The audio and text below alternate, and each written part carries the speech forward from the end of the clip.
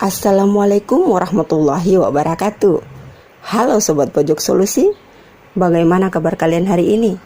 Mudah-mudahan keberkahan selalu menyertai kita semua. Di video kali ini saya ingin berbagi informasi tentang peserta yang berhak untuk mendaftar pada seleksi P3K Guru tahun 2021 dan juga alur tahapan seleksinya. Untuk kalian yang ingin tahu informasi lebih lanjut, silahkan saksikan video ini sampai selesai. Sebelum kita ke informasinya, sobat semua jangan lupa untuk klik tombol like, subscribe, dan nyalakan lonceng notifikasi supaya selalu update dengan informasi yang akan saya bagikan selanjutnya.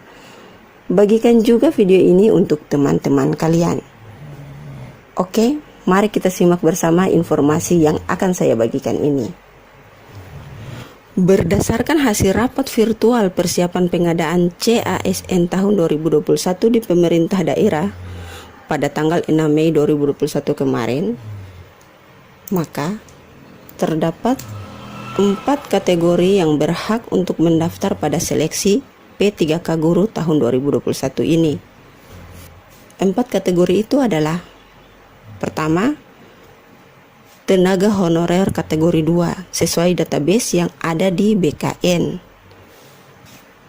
Kedua, guru honorer yang masih aktif mengajar di sekolah negeri di bawah kewenangan pemerintah daerah dan terdaftar sebagai guru di Dapodik Kemendikbud. Ketiga, guru yang masih aktif mengajar di sekolah swasta dan terdaftar sebagai guru di Dapodik Kemendikbud. Dan yang terakhir, kategori 4, lulusan pendidikan profesi guru yang belum menjadi guru dan terdaftar di database lulusan pendidikan profesi guru Kemendikbud. Untuk tes akan dilaksanakan sebanyak 3 kali. Verifikasi administrasi dilakukan berdasar sertifikasi pendidik terlebih dahulu. Apabila tidak sesuai, barulah dilakukan berdasarkan kualifikasi pendidikan sobat. Sertifikasi pendidik dan kualifikasi pendidikan merujuk pada Surat Edaran Direktur Jenderal Guru dan Tenaga Kependidikan Kemendikbud. Oke, sekarang kita simak bersama alur tahapan seleksinya. Telah kita ketahui bersama tadi terdapat 4 kategori.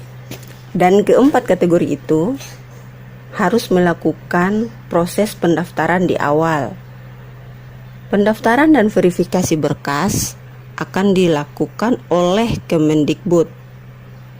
Setelah pendaftaran selesai, maka sobat semua akan masuk ke tahapan tes pertama yang direncanakan pada bulan Agustus.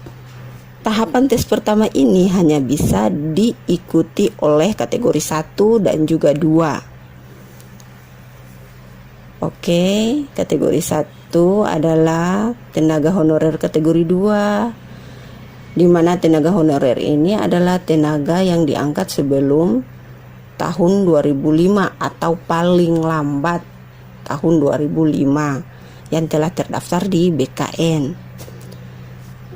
Terus kategori 2 adalah guru honorer di sekolah negeri. Jadi yang kategori 3 dan 4 belum bisa ikut pada tes pertama ini. Perlu sobat semua ketahui, tes tahapan pertama ini mempunyai beberapa ketentuan.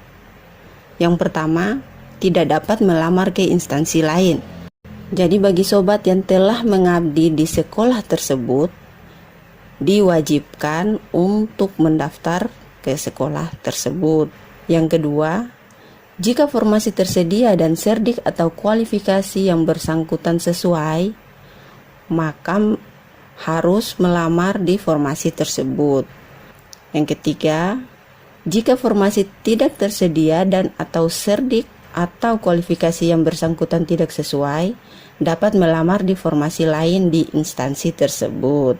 Setelah tahapan tes pertama selesai, maka sobat akan masuk ke tahapan tes kedua yang direncanakan pada bulan Oktober 2021.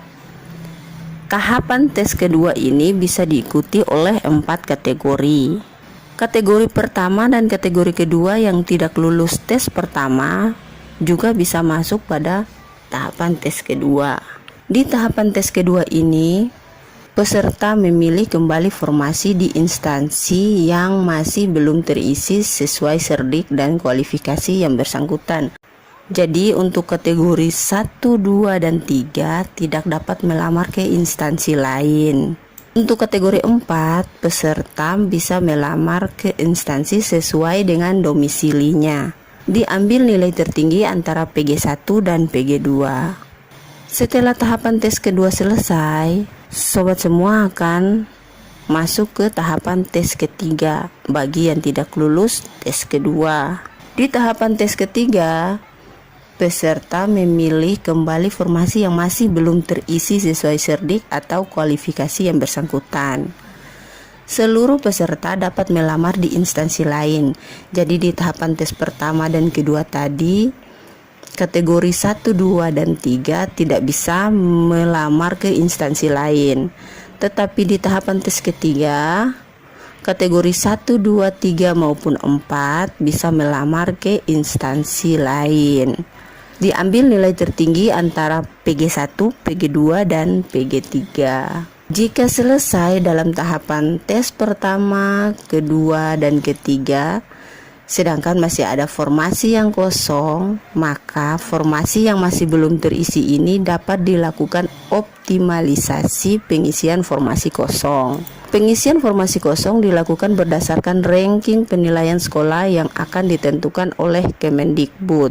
Jadi untuk formasi P3K Guru 2021 tidak ada lagi formasi kosong, karena jika ada formasi kosong maka akan dilakukan optimalisasi sesuai dengan ketentuan yang berlaku. Oke sobat Pojok Solusi, sampai di sini dulu informasi yang saya bagikan. Insya Allah kita akan berjumpa di video selanjutnya dengan informasi-informasi yang terupdate. Saya doakan sobat semua dipermudah jalannya dan bergabung menjadi abdi negara. Semoga informasi yang dibagikan ini bermanfaat. Jangan lupa subscribe. Terima kasih. Wassalamualaikum warahmatullahi wabarakatuh.